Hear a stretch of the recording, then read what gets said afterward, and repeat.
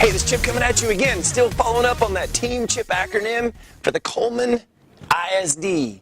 What a blessing it was to be there with you guys, and man, am I excited to be here today. We're going to talk about some huge stuff. We're going to talk about the H in the acronym, honesty.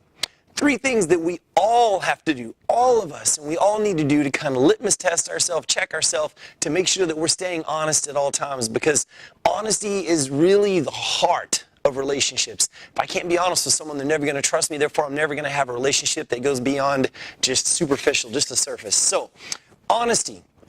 3 steps. First, consider your actions. So let's think about this. Give you a quick little scenario. Imagine that you work for a company and you have a company car. And you're driving around and you see a big pothole and you think to yourself, yeah, it's not my car anyway. I'll just drive right through it. I don't care. I don't know. Let's think about that. Is that good? Think about this. Why don't you take ownership of the car? Let's flip that. What if you owned the company and it was your car? Would you do that in that car? Would you go crashing through the pothole, or would you go around? I'd venture to say you would go around. So when I say consider your actions, take ownership of your actions and the things that you do and check them off. And imagine that, you know, if I'm thinking about doing something with this piece of equipment, if I owned that, would I do that? A lot of times we wouldn't treat our equipment the way we sometimes treat someone else's equipment. So check yourself on that. Consider your action. Now, number 2, check your perspective. You know, sometimes we get caught maybe doing something we're not supposed to do or cheating on a test, and we begin to give kind of a half truth. We kind of start to tell half the story, just my half, the half that makes me look good. So what I want you to do is when you begin to think about doing those sort of things, instead of owning it and just saying, yes, I messed up, and apologizing and making it right, when you begin to go into that half truth, that half story, think about this.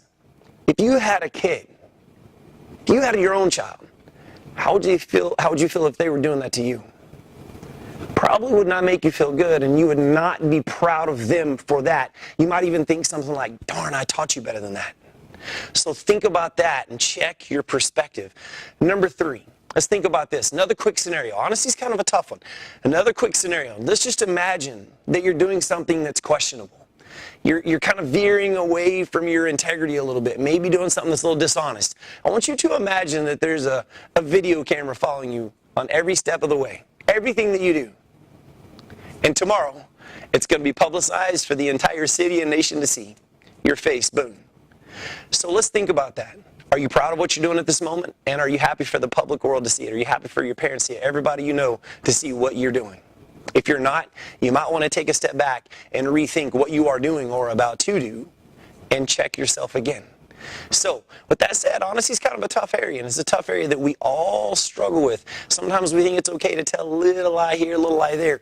It's really not. It's just better to take ownership and say, hey, I messed up, because you know what?